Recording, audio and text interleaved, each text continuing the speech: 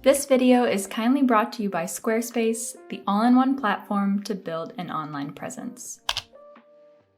Hi guys, welcome here. If you're new here, my name's Bethany. I'm the girl behind Well Loved Knits. Hope you guys are doing well. I am sitting here staring at a bunch of snow. Snow is falling, and I'm gonna talk about spring today, which is just wild. So last week I shared with you guys all about the Well Loved Woolly Knits Cal, which is a knit along that we're doing from now until May 3rd. So that's in full swing. And in case you missed it, I will leave a card up here somewhere so that you can check that out if you're interested. So I shared the projects that I was thinking about casting on for the Cal. And since that Cal is going through the entirety of spring, I thought I would make this video to kind of talk a little bit about my inspiration for spring. Each season rather, I like to go through and pick out some inspiration for my projects. I usually do a what I intend to knit during that season type of video. So last fall I did the what I'm gonna knit in fall. And those are great videos. I personally really love to make them because I'm always dreaming about my next project. Whether or not I cast something on, I'm always thinking, wow, I want to cast that on. Wow, I want to do this. Wow, I want to do that. Wow, I would love this piece in my wardrobe, or, you know, I would love this project to be on the needles for whatever reason that might be. I never stop thinking about that kind of stuff. I stop myself, thankfully, because, you know, I only have two hands, but those videos definitely are dreams. And the reality is I only really accomplish one or two. One of which, actually, perfect. This project was actually in my last fall what I intend to make video, and this is the zipper sweater man. I almost went through the intro without talking about what I was wearing. Sorry about that. So here I am wearing the zipper sweater man, which is done, thankfully. This was on a little bit of a cliffhanger. So this was something that I knit up for my husband for Christmas. As you can see, I am wearing it. Of course I am.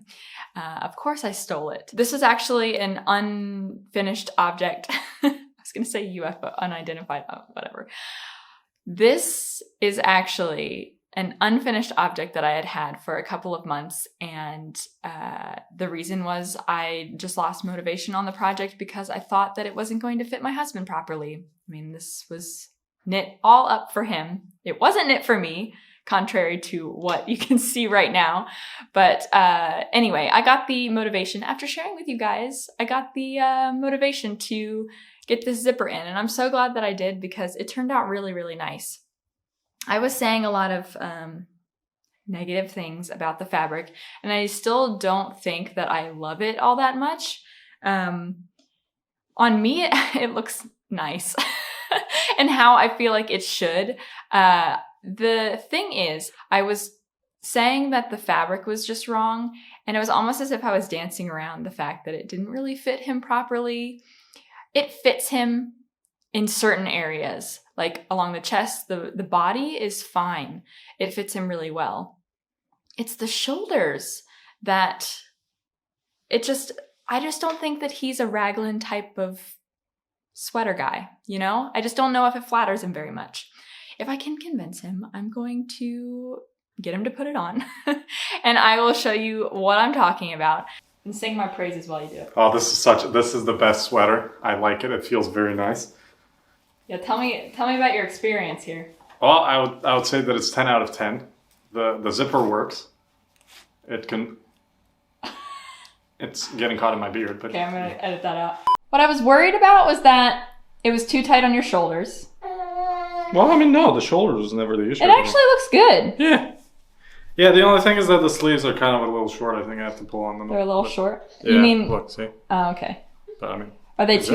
They're also kind of a little more fitted. Yeah. You alright there? But you look very handsome in it. Thank you. I mean, that's all that matters, isn't it? That's right. Excellent craftsmanship, if I do say so myself. Yeah, I wonder where you got it from.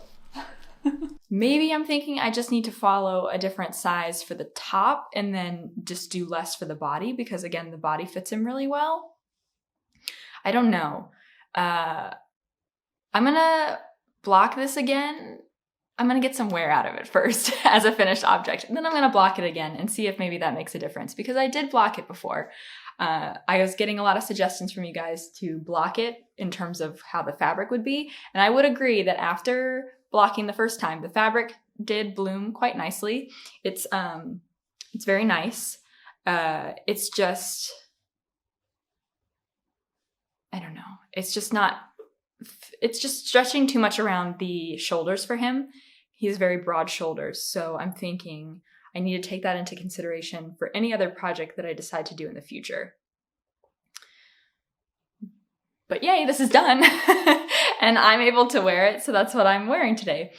Anyway, like I said, just 1 or 2 projects can really get off the needles from any kind of lineup video that I'm doing as far as what I want to knit for a certain season. So last season, it was my no-frill sweater and this. And this season, I feel like it's just going to be the things that I've already cast on for the well-loved Woolly Knits Cal. So while I love sharing lists of things that I would love to cast on, I, at the same time, just feel like while it leaves me very inspired, later on when I'm looking at those videos, when I'm looking back at them, I just feel a little less accomplished than I feel like I should. I almost feel down on myself in a sense because I didn't live up to that standard that I was kind of setting at the very beginning of the season. So I want to try this. I think this would be really nice. This would be a really nice change. Going through a mood board and kind of encapsulating what my energy is for this season instead of nailing down exact projects. I will still talk about projects that I have my eye on, but I'm not going to commit myself and say that I'm definitely going to be casting these on in spring, but these type of garments are what I have my eye on, or these type of projects are the things that have really got me intrigued and interested to cast on something similar, or, in a similar color, similar shape. You know what I'm saying? This is very much inspired by Emily of High Fiber Knit, so I will definitely point you to her for a lot of interesting and thoughtful making content. She was talking about how mood boards are more in line with her making journey right now, and I think that really spoke to me also, just because my mind changes so much. I'm very fickle when it comes to things that I actually want to cast on and work up. I really love looking at patterns and I could see so many in my closet. I really could. But again, I only have 2 hands, and I feel like maybe saying that I'm going to be working on all of these patterns might contribute a little bit more to, I don't want to say anxiety. I feel like anxiety is a really strong word for that, but I don't want to come away from the season being disappointed when in reality, I should be very proud of every moment that I've been able to pick up my needles and work on any type of project. So what I want to do is go through this mood board, tell you piece by piece what my thoughts are, tell you a little bit about my mood and what I'm feeling for spring, and then we'll get into the projects that I actually have on the needles. Hi there, hope you don't mind me interrupting to tell you a little bit about the sponsor of today's video, Squarespace. If you don't already know, Squarespace is the all-in-one platform to build an online presence. It's a service that I personally use and have paid for in the past, so I'm very happy that they support the channel and are bringing you an exclusive offer. With Squarespace, you can create a digital space custom to fit your needs. Whether you're a student, an influencer, a small business owner, you can build a website that checks all your boxes. They can offer you an unrivaled set of best-in-class website templates, and on top of that, you have some amazing tools to sell products, services, schedule appointments. You can collect analytics from your website, and much more. Squarespace has made it easy for you to do all this yourself, or they can match you with an expert to help do it for you. I've been very happy with my experience with them, and I think you will too. If you're interested in a website, go to squarespace.com for a free trial. When you're there, you can test all these features, and when you're ready to get started, use my code for a great discount. Thanks so much, Squarespace, and thank you for supporting brands that support this channel. Now let's check out these mood boards. First of all, I pulled together the elements that represent the quintessential Belgian spring. Springtime in Brussels is really when it's at its most beautiful, in my opinion. For me, it means beautiful tulips, flower stands, going to sit at a cafe terrace and drinking a cup of coffee, cup of cappuccino. Rain, of course, can't really escape that. And then pulling from the Flemish Dutch influence with beautiful blue Delftware. I love the bold red. I definitely would stick to that. Different variations of blue, maybe on the darker side. Definitely a cobalt blue is very inspiring too. For me, the yellows are really stuck to the mustardy yellow, that more goldish yellow, maybe burnt gold, almost leaning orange. The pops of color, for someone who talks about how particular she is about color, it's really surprising to me doing this mood board and seeing the colors that have really grabbed my eye, the things that I would really, really love to work on and love to have as finished objects. That was very surprising to me. I don't know if this is because I also have a baby that has toys that are primarily in primary colors. These blues, these reds, these yellows. Maybe that's why it's just surrounded in my life, so I'm seeing it a lot and wanting it as well. I'm really craving not only things that go with a lot, things that can be worn all the time. I want that, but then I also want that pop of color, and I think that has to do with the postpartum experience in that I want to feel a little bit more confident. I want to feel put together. Whatever it is, I want something to kind of make me feel a little dressed up, even if I'm not, to kind of boost my confidence. And I think I'm really leaning into my projects that way. I'm really leaning into things that I love to wear that way. I want them to do something for me, you know? I want them to make me feel bright and happy and revitalized, because I'm definitely tired and a little worn out from time to time. Diving into each color more specifically, with the red, it's not really groundbreaking or anything, but that classic Parisian look. I was dreaming even of a solid red cardigan for myself, but not so sure if that will become a reality. I'll probably just leave that project for Arthur instead. And then, of course, something that might not scream spring to everyone else, but it's definitely screaming spring to me, is a black and white striped jumper, striped sweater. That's definitely what I pulled my inspiration from the Farnham sweater for. I see that as a spring piece for me because it still is very chilly here in Belgium until like end of May. I mean, it depends on the year, but typically until end of May, we have some pretty chilly days, and I will probably be able to get use out of my sweaters until then. And kind of the Parisian vibe, spring for me, especially last year, was going to sit at cafes and enjoying a nice cup of cappuccino with my needles, working on my projects. At the time, they were baby knits. This year, hopefully, Arthur and I will be able to make a couple of outings like that, sitting at a terrace or something. So that's definitely what I have looking forward to in spring, is a nice cup of coffee, my needles, a croissant, and my nice black and white striped sweater. So I have some that have thinner stripes. I have some that are thicker stripes. For me, I decided to cast on something with a little bit more of a thin stripe. But yeah, it has that Parisian cafe type feel, which is something I'm very much looking forward to this season. Delftware is really inspiring me, that blue again, and just how dainty it is, the porcelain. The prints and the patterns on the Delftware really remind me of some colorwork sweaters that I've been seeing on Instagram lately. One in particular, it's in the board actually. I think something that I really would love to do, if I can find the time, is to cast on a colorwork project. I really would love some of that variation, some of that added complexity. And I think I could get really creative with the print. I could get really creative with the color. I really like the use of the blue. Then I'm also really into yellows right now. That's inspired very much by the flowers that I've pinned here. We've got some marigold flowers. I really love the idea of an outerwear piece or a layering piece that is a mustardy yellow, which is something that I have on the needles. But you can see colorwork with flowers is something that I'm really interested in. I would love to give that a try. And that's not new. That's definitely something that I've been inspired with last spring as well.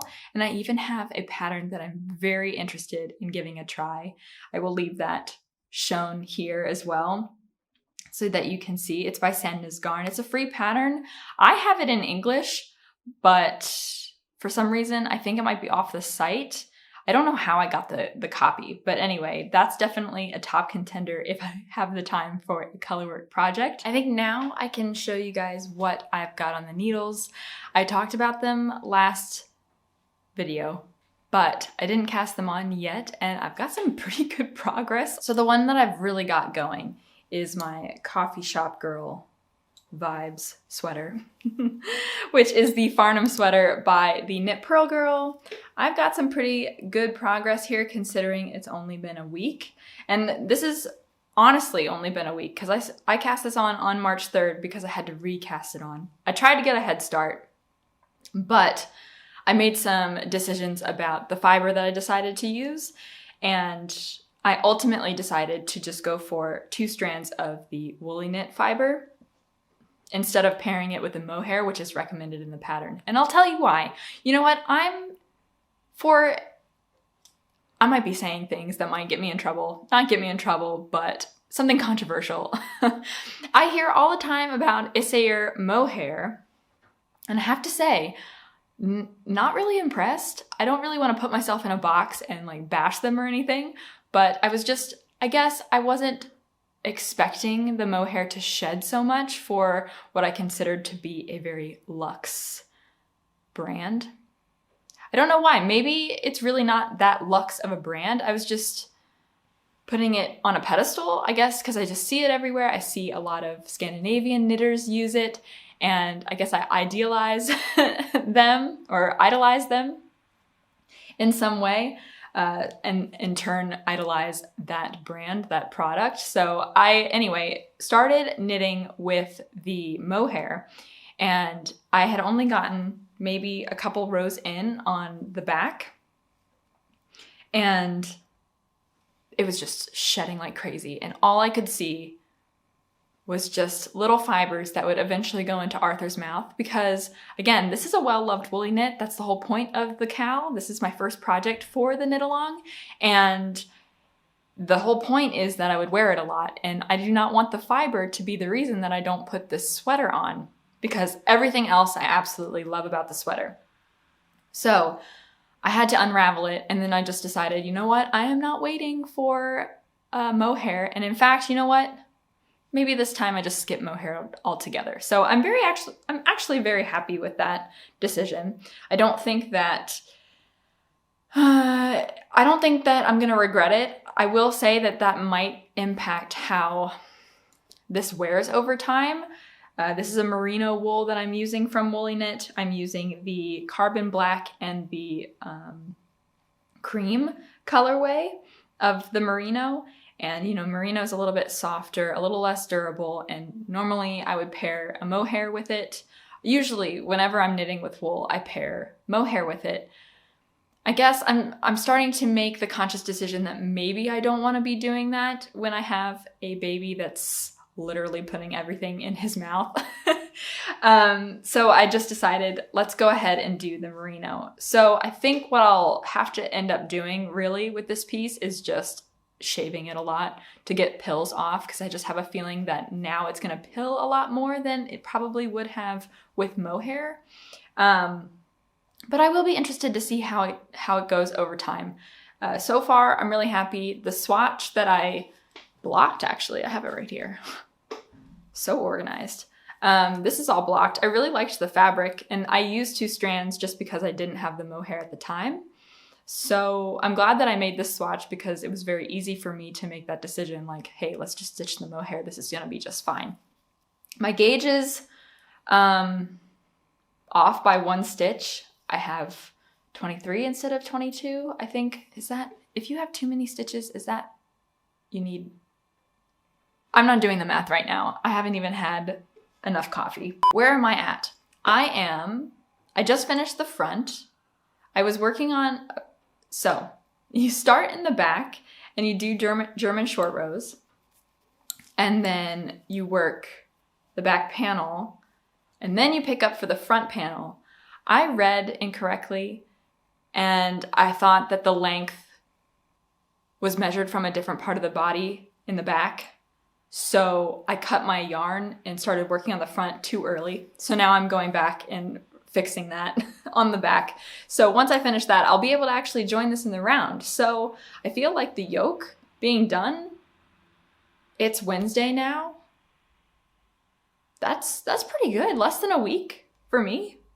I'm happy with that. So I'm hoping that this is a sign that I'll be able to get through this fairly quickly, because I am hosting the Cal. And the one thing that I was really worried about with the knit along was that I wasn't going to be the one to finish a project.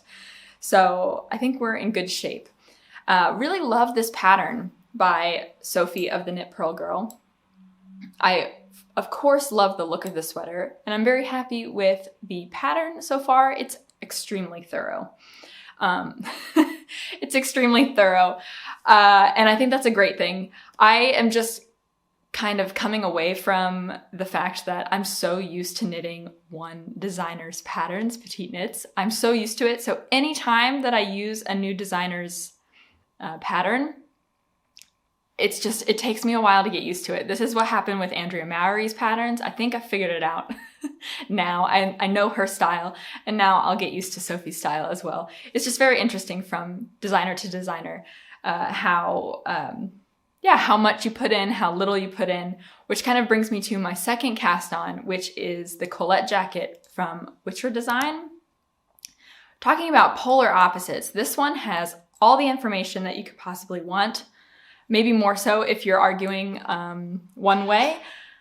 This pattern has basically no information at all. I actually have the cone sitting in this bag. So my Saturn XL bag by Mood Living, which was kindly gifted to the channel, it fits a woolly knit cone and then some. So if you need the space, definitely consider it. It's definitely worth the investment, I think. So here we have, what do we have here? This is the cardigan.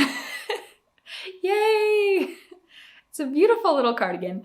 This is the collar of the Colette jacket, and it's in that mustardy yellow that I'm very much inspired by. This one has mohair. This was before I made the decision that, you know what, mohair is probably not something that I should be knitting up with a lot now. So I think I was also it was the last straw with that, with the Farnham sweater, because I've been having such a hard time with this one as well. Again, I bought Essayer mohair for this. There was actually nothing wrong with the shedding with that one, or at least I didn't test it out really. The thing that was bothering me about that one was that the shade was just a little bit off, and I talked about this a lot on Instagram, so I'm sorry if this is double information. Another yarn shop just needs to come to Brussels, please, because I have my favorite Atelier Moondust, but they're very, very particular or selective about the type of yarn brands that they welcome into the shop. They're primarily a sewing store, I think.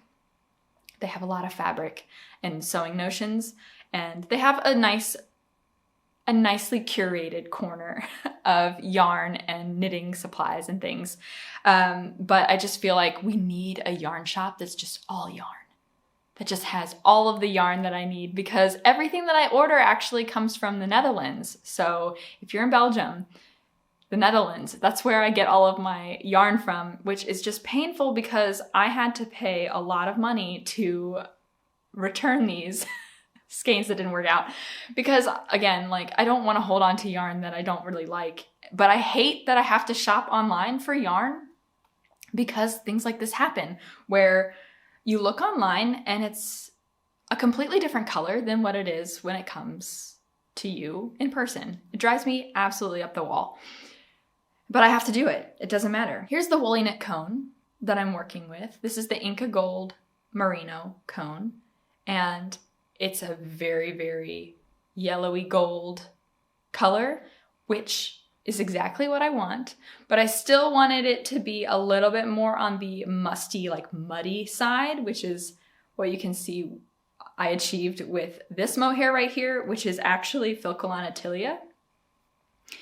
And comparing that to the Sandnes, what am I talking about? The Essayer mohair.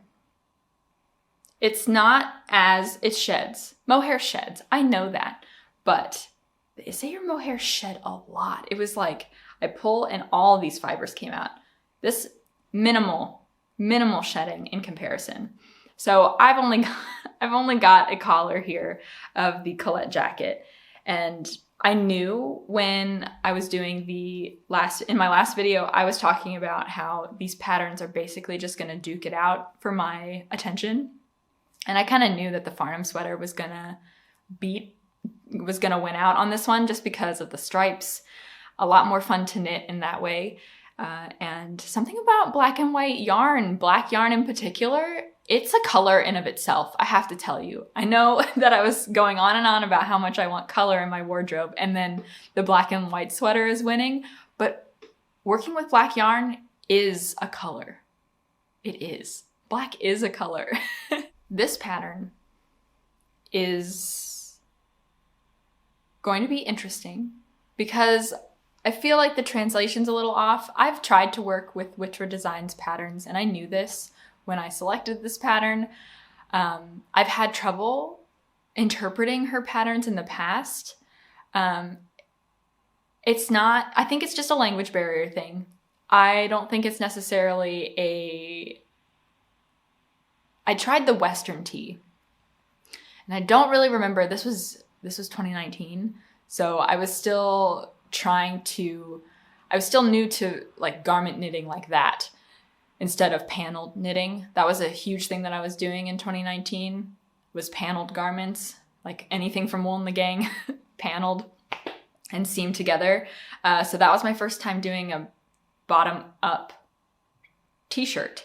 And I got the measurements completely wrong. Anyway, with Witre Designs patterns, it's not the finished garment that she's sharing. She's sharing the actual bust garments, or bust measurements, I think, if I'm not mistaken. So I had to really be careful about that. You have to choose the size that would work well with the ease that you're interested in. And that is not normally how I work. Most of the patterns that I follow have the ease included. So anyway, that's one thing that I needed to be more alert about with this pattern. And then just also the steps and techniques and things that she's mentioning, for the most part, there's not a lot of extra explanation. So that's how I'm saying that these are like polar opposite projects. I just want to get my Farnam sweater, I think, in the round, and then I will pick this back up again. I cast this on before the cal actually kicked off. And I'm really happy that I am working on this sweater because I think it's going to be really lovely. It's going to be something different for me for sure.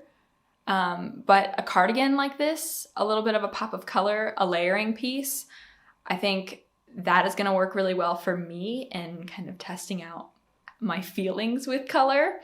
And hopefully it's going to be a success because cardigans are just really doing it for me right now. I have so many plans to cast on cardigans. I just feel like that's a huge gap in my wardrobe and I want to cast on all of them. So the textured ones, the color work ones, there's just so many that I'm getting inspired by. I would really love to just cast on everything apparently. So there's really not much to show with this. It's just, this is my other project for the cal. I hope you guys join us because it's gonna be a lot of fun. I'm having a really good time. I've never done a cal, never hosted a cal, so this is new for me. I think you can kind of tell that with how ambiguous the knit along really is, and that's just because I wanted everyone to be able to join. So yeah, it's really open-ended, this knit along, so you can just cast on whatever kind of project you want, as long as you know that you're going to get a lot of use out of it. That's really the only stipulation. And of course, you need to cast on with wool. So I know it's a little open-ended, but I just wanted everyone to participate and have a chance to win that 75 pounds worth of woolly knit fiber, which is really, really, really generous and exciting because I've really enjoyed working with the fiber so far on it by itself and also paired with mohair. I think it's good quality, I think. Only time will tell though, as I, finish the garment and start wearing it so I can see how the merino holds up over time. But yeah, I have a lot of plans to cast on more projects with their fibers. So that's what I'm thinking for spring. I'm really interested to see where this takes me in terms of my making, this more open-ended format of my inspirations and kind of the energy, the style, the mood, the textures, the shapes, the color palette.